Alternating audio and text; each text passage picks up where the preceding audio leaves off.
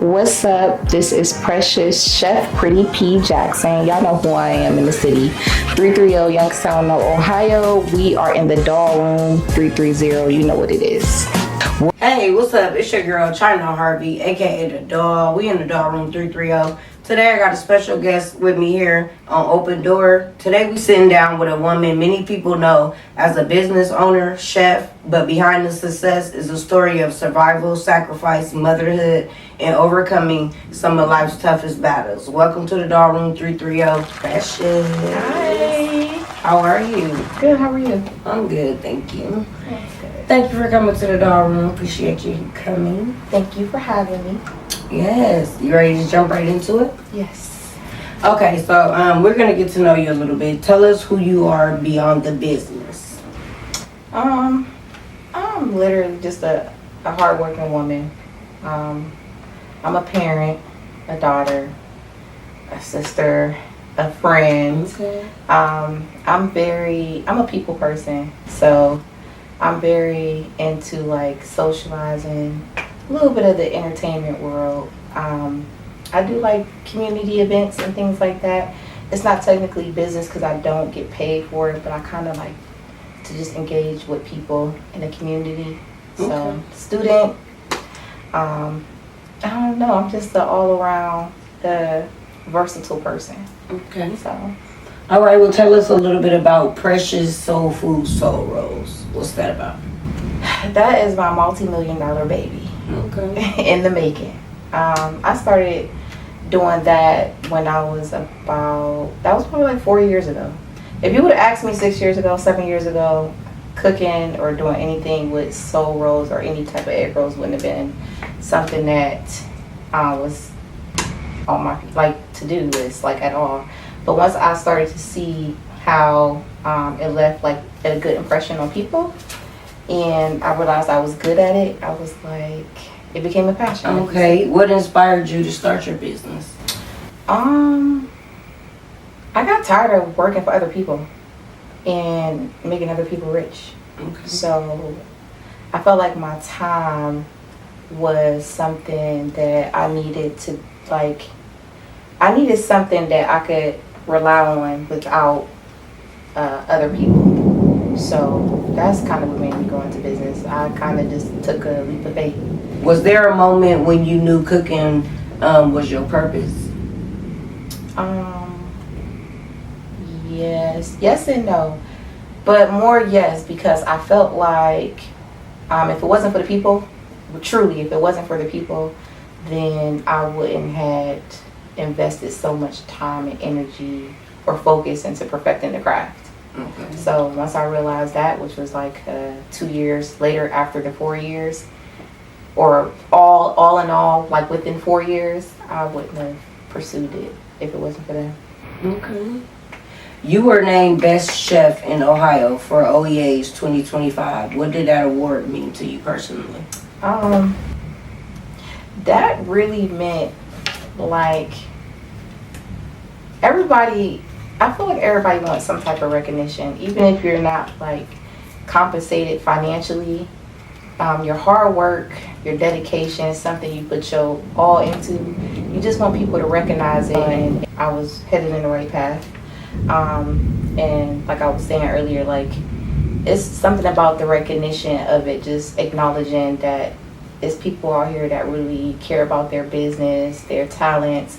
So the fact that I was even able to be nominated first and then, actually won the award, I was, people kept saying I had it in the bag, but I was like, you just never know, you know what I mean? So that just right there made me feel like I was doing the right thing and that the people, like I said, believe in me. So Okay.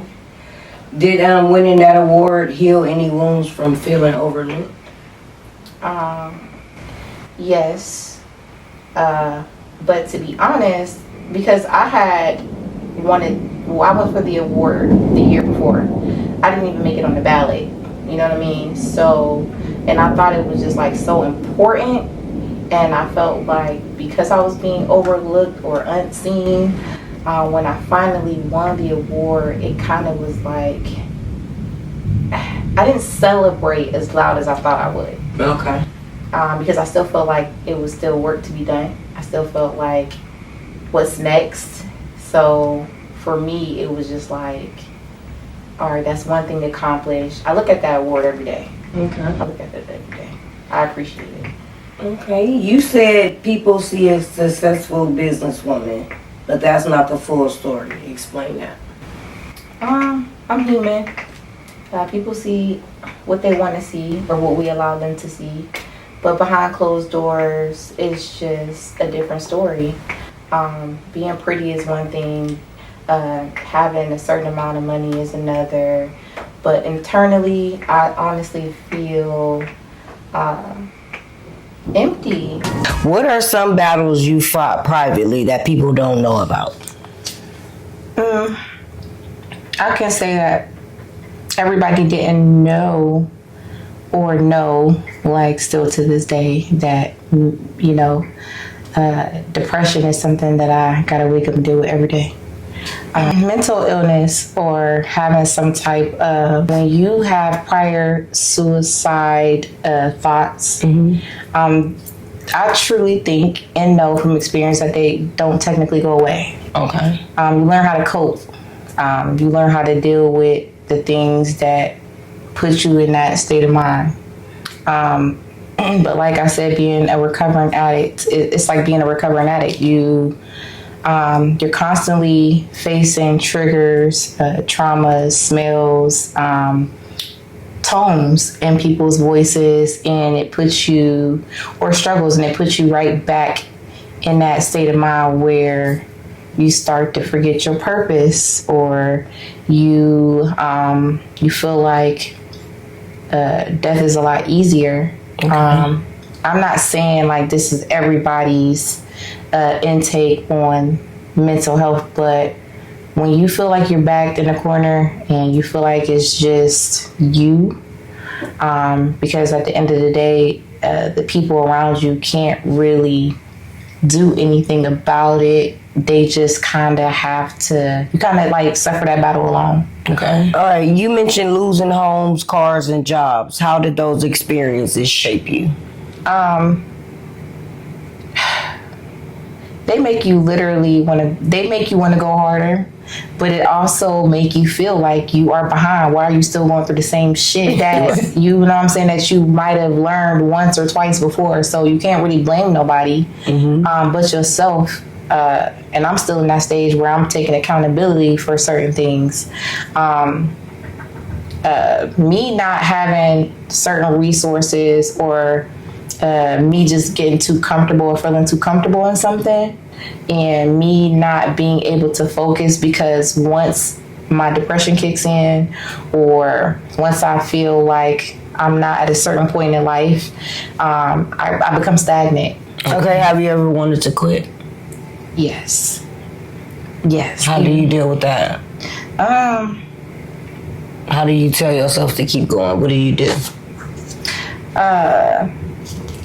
I literally get tired of being like, I wake up and I look at the same small ass space that I'm in with the same shit that don't resonate with me. So looking at that is my motivation, and I have to keep going, because I don't want to disappoint my deceased ones. I don't want to disappoint my mom. Like, I know my mom loves me, but I know at some point she feels disappointed in me because I'm nowhere near where she know or where I feel like I can be. Okay. It's taken me a while to get there. Okay. That's another thing. My mom, like, she's like in her late 60s. So looking at her, my mom always been like a working woman. You know what I mean? Like, my mom gonna get off her ass. She gonna make something shake. And she worked 2 jobs. You know what I mean? It was 4 of us. I'm the only girl and I'm the youngest, but I have 2 deceased brothers. One who was incarcerated and died in prison, and one who died a few years ago due to health issues. Okay. You know what I mean? So I see her taking on the weight of me and my other brother, where she should just be in her retirement phase. Okay. When everything seemed to be falling apart, what kept you going? My kids. I literally, and this might sound dramatic, but I literally choose to live for them when I feel like I've been had the option to, like I said, do the things that, you know what I'm saying? I just can't leave them, and I can't just say, oh, well, they this old now, they can take care of themselves, where I got this village, let me depend on them to raise them and take care of them. I can't do that. So I really look to my kids for that type of hope and that type of thrill, like, to keep going. Okay, so, what values did your family instill in you? I'm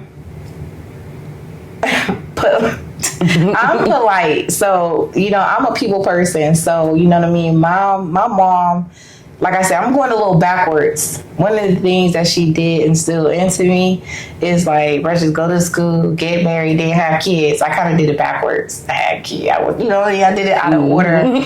But my dad wasn't really there growing up. But I did see the hard work in my mom, so now I can't be lazy. You know what I mean? Like, she did teach me that, like, get up, you know what I'm saying? Do what you got to do. And, you know, if you don't do what you got to do for your kids, you're never going to have no, you know, good luck in life. Like, you know what I mean? So my mom always been like a real thorough straight shooter. So my family is like known for like cooking, just being like good people, you know, but with my brother's history in the streets, that's something that came with, you know, bad memories, like, you know, them, you know, being incarcerated, seeing them being hurt, seeing them in situations that, you know, threw away their life, you know. So like I said, like, we good people, but we have some painful memories. You spoke about dealing with depression. What does that look like for you? Not wanting to get up, gaining weight. I had a BBL and I didn't let that go to waste. I'm not laughing with you. I'm laughing because you laughing. No, for real. I did, like, the things that I wanted and I invested in. What depression does is it shifts my focus. Okay. It literally makes me feel like I'm not doing enough. It comes with like just like, I hate crying in public and I hate crying like to people. So like behind closed doors, you know, that is something that I have an ugly cry too. Like, it, that ugly stuck on stupid. And I have anxiety, so I have these panic attacks. So that also triggers those type of things. Okay. So yeah, depression is just something that just hits me from different angles. Okay, how do you keep moving forward during those dark moments? I get up and I do something. I create new ideas. Anybody will tell you, like, 1 minute I want to do this, next minute I want to do that. I can be very impulsive when it comes to taking on new challenges. I can just wake up one day and be like, oh, I want to start a bakery. I don't know where it came from, but it's just something, like, you know, that I might just throw into my game plan of getting rich. Okay, period. Okay, what would you say to another woman silently struggling right now? I honestly feel like, and I got to take doses of my own medicine, you have to find a way to cope. And when I say cope, I don't mean like drinking your problems or your situations away. I don't mean smoking it. I don't mean popping it, like, or just going out, splurging and things like that. Like, you really have to find something that works for you in a healthy and positive way. Something that's going to benefit you along the way. I do believe in therapy and counseling. Is that something I'm doing right now? No. But is that something I think about often? Yes.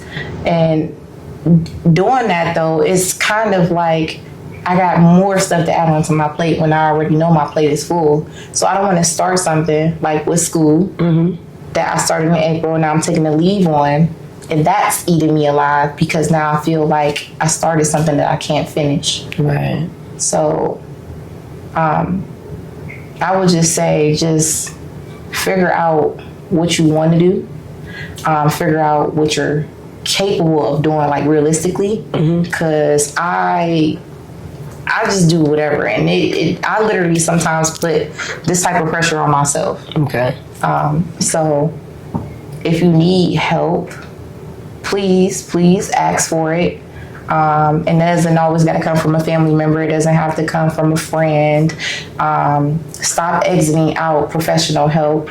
I'm not saying you need medication, but if you need something that's going to help you sleep, because some people can't sleep, they're insomniac due to these type of things. Find something that you can resonate with and that works for you, at least so you could take the steps to see the differences in how you could become steady. Okay. If that makes sense. Why do you choose life when things get difficult? Because I don't want to feel like a cop-out for my kids. Okay. I asked my daughter one day, I'm like, what would you do if I wasn't here? And she like, I'm going with you. You can't, you know what I mean? Like, and it was like, I really try not to laugh because it's like, I know like how she meant it, you know what I mean? Right. But little stuff like that is just like, I don't want them to feel like I just didn't care. So me being here, you know, it's kind of like bittersweet. Got you. It's bittersweet because it's like I'm using them to be here when I should be able to want to be here because I want to be here or feel like I need to be, like a bigger purpose outside of family and kids. Okay, you say you're a mother first. Tell us about your children. Oh, boy and girl. 18 and 14. The 18-year-old is a boy. The 14-year-old is a girl. My son is I'll say he's night, she's day. Okay. My daughter, she's an athlete, artist, rapper, singer. My son, he's more laid back, very intellectual, very, he's very, Jay is a lot of things. Jay is articulate, you know, so we're trying to get him to go to the military right now. We're pushing for that because he has so much to give to the world. He's doing good with everything that's going on so far as the court and the allegations of what he's going through. Okay. Even with parenting, like me and his parent, you know, his other parent don't see eye to eye. And I'm just trying to choose my words carefully. We don't see eye to eye. So he had a bit of a unorthodox upbringing, just being torn in between two homes, being raised between grandma, mom, dad. So I feel for him. I'm in the process of trying to help correct the things that I did wrong and the things that I influenced or brought on him as well. So, but beautiful kids. They're not bad. My son don't got not a YN syndrome. So, how do you think motherhood has changed you? It definitely made me selfless. I've gotten it wrong so many times though. I've gotten it wrong. When I first had Jay, his name's Jay, I was 16, ready to be 17, so I was nowhere near ready. At least I thought I was, but then I wasn't. And I went through postpartum, and that's when I started to really flourish into a suicide artist, because at that point I didn't want to be a mom, but I still wanted my kid. You know what I mean? So it just made me think of them first, rather than thinking of myself or giving somebody else that responsibility after a while. Because my mom was mommy for a while and still kind of is mommy. Because you know, grandmas be intercepting a lot of stuff that you do. Okay. So, what has helped you remain strong through this process? I really, my business is now a part of that reason, because I see that as a way of getting out and getting my mom and my kids and the people who I love. What has helped you remain strong through this process?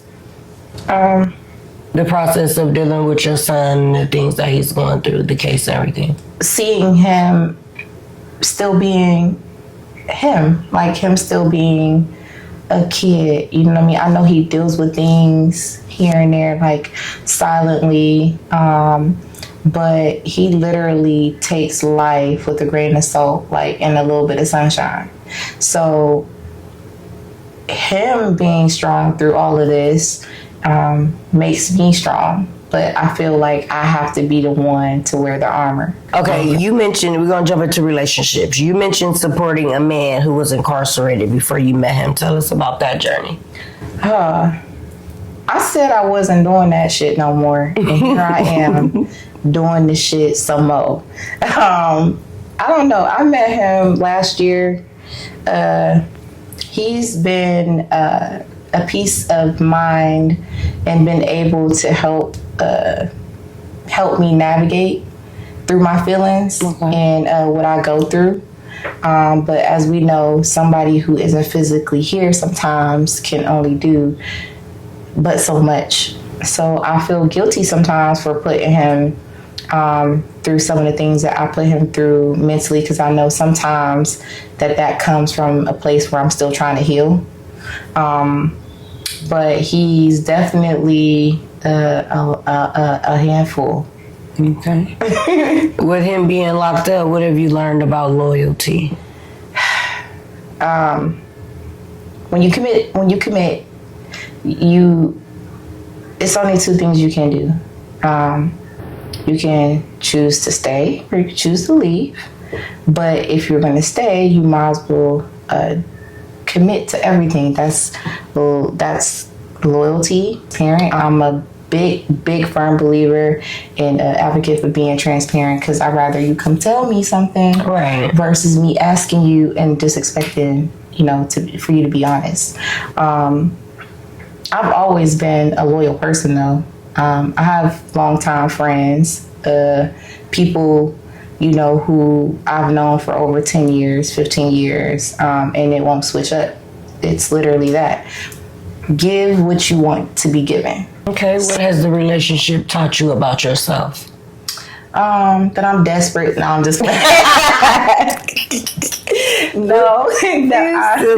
that I'm very optimistic. Literally, like, I'm optimistic. Like, I see this through, and I see it from a lens that most people don't see.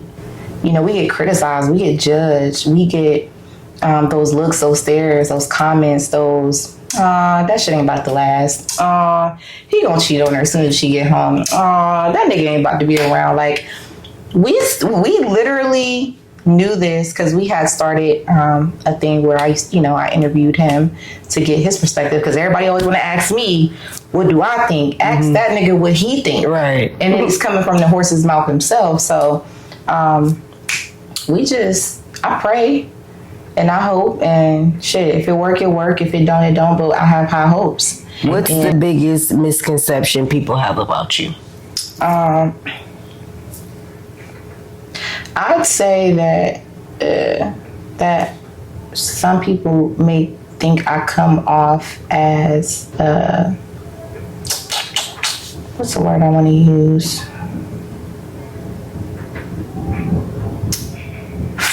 Friendly, which I am, but I'm very territorial. I'm very sensitive. I'm a Virgo, so certain things mean a lot to me. I'm very passionate about everything. So it's not even about me being friendly. It's just me, like, if I like you, I like you. If I don't, I'm not gonna say I don't, but I just stay away from the things that I don't resonate with. If I can't get along, or if I can't figure out what your purpose is in my life and how I can help you and vice versa, I don't want to be a part of it. I'm not stuck up, you know what I mean? I'm not a mean person, but I'm anti-bully, you know what I mean? I'm I just like positive people, good people. Yes. Like, I like people for who they are. You ain't got to be You could have some bad ways, but if it's gonna be detrimental to my life and it's like life or death, you gotta go. Okay. So I'm not with that. Okay, what are you tired of carrying? I'm tired of carrying guilt. I do have guilt. The stuff that happened, with my son, I feel like I should have been either more aware. I feel like I should have been able to notice. A lot of people in this city might already know because a year and a half ago, it came out on Facebook as one of the family members decided to tag me into the allegations of a male inappropriately engaging in some very inappropriate actions. Okay. Because in a sense, I'm still, protecting my son, but the ones who know. And the shit that I see on Facebook or people commenting that think they might have an idea, you don't. Okay. You know what I mean? And I'm not saying, you just don't know until everything is over and everything is set in stone. You don't know. But both families are suffering. You know what I mean? Like, both families are suffering. You know what I mean? So this ain't no laughing matter, regardless of how the person looks on the outside. And, when I see stuff on Facebook and I see people laughing or making a joke out of this, not even out of the situation itself, but when I see them joking about how the person may look, I still take it as like, people don't want to see this constantly down their timeline, being reminded of something that, you might have learned to just cover up. You know what I mean? If you could tell the world one thing about yourself, what would it be? I'm always willing to help, even though I'm the one suffering. I definitely, I'm an outlet of people who just might need the extra attention when they're facing these issues in life. I'm very understanding. You know what I mean? Like, if it's something serious and if I don't know, we'll figure it out together. I don't want people to feel like they're in anything alone, even though you might not know somebody your entire life or you feel like they can't understand. Like, I would still love to help people regardless of what I'm going through. Okay. What are you most proud of?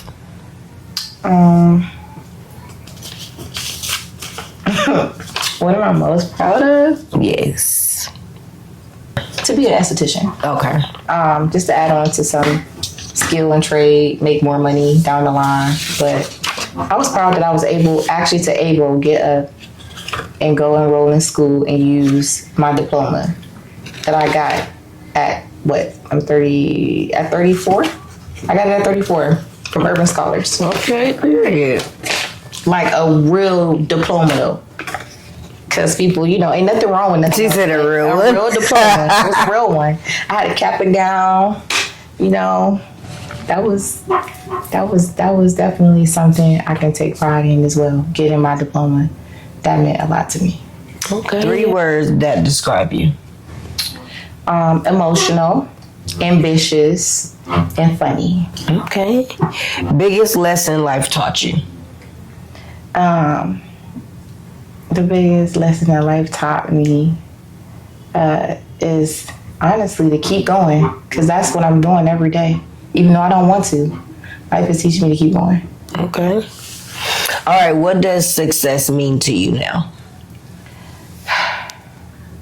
Even if it's a small goal, just knock it off your list.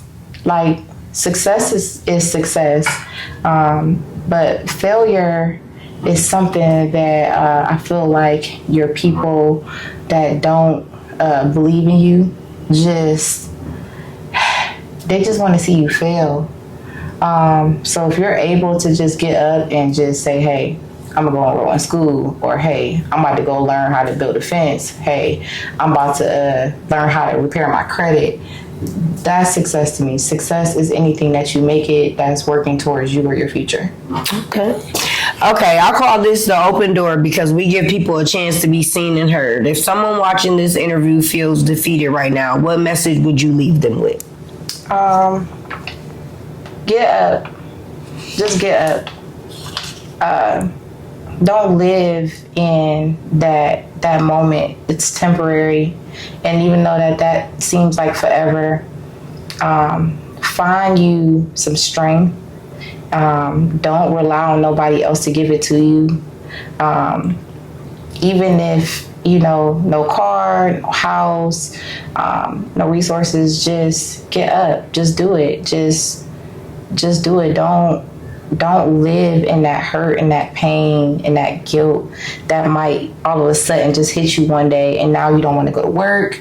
Now you don't want to go to school. Them babies depend on you, even if you ain't got no babies. Just get up and do everything. Write everything down. If that's, what I mean, if you just see it in your head and that's a problem, just write the shit down. Start going down that list of things that you want to do, marking it off, stamping it. Just do it, because I tell you what, the longer you sit down, the bigger you're going to get. The fatter you're going to get, but you definitely going to feel like nothing is being done, at all. So you just got to get up and do it. Don't hesitate. If you're feeling a certain type of way, like I said, get up, use those resources to find therapy. Hit me up. I'm always on the book. People can find me if they're looking for some Soulrolls, so I ain't hard to find. I'm in the city, real close to you. So, yeah, I just want people to know, just get up. Get up. Don't stay down. Get up. Okay, so I'm known as Chef Pretty P. You can find me on Instagram.